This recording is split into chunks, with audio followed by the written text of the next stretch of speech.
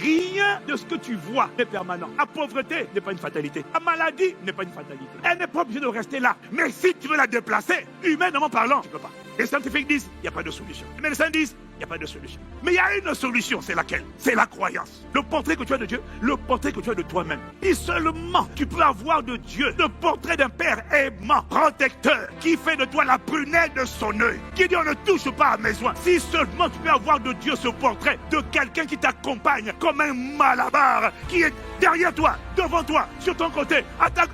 Tu n'auras plus peur. Si seulement la parole de Dieu arrive à te faire voir Dieu comme étant un Père richissime, bienveillant, aimant, qui est tellement riche. Et qu'on te dit que tu es un héritier de ce papa-là.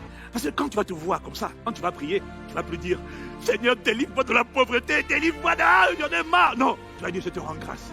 Oh, je te rends grâce pour la rédemption.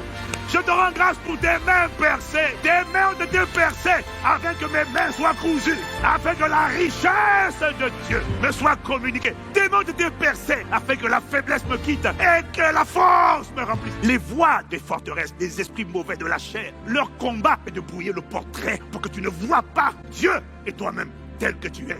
Véritablement. Que crois-tu que tu es? Si, dans la vie de quelqu'un qui était combattu, maudit, réclamé, qui échouait tout le temps, qui échouait à l'école, qui échouait, si la parole arrivait juste à télécharger une autre image de toi, l'image d'un plus que vainqueur, l'image d'une personne intelligente, la chair va dire, ah oui mais dans le passé tu étais un toto à l'école, hein, tu as toujours échoué, tu es toujours dernier de la classe, milieu de la classe, jamais tu n'étais premier. La chair va dire, ah non, non, non, ça ne peut pas marcher. Le Seigneur va dire, ne t'ai-je pas dit que si tu crois, ne t'ai-je pas dit que si tu crois, ne t'ai-je pas dit que si tu crois, si tu arrives à le voir, tu vas constater à l'intérieur, tu vas changer de dimension, tu changes de contenance, tu changes d'apparence, tu changes de stature, tu changes de système de pensée. Et que va-t-il se passer? Ce n'est qu'une question de temps. Parce que dès que tu vas changer de système de pensée, la loi des correspondances va travailler. Telle est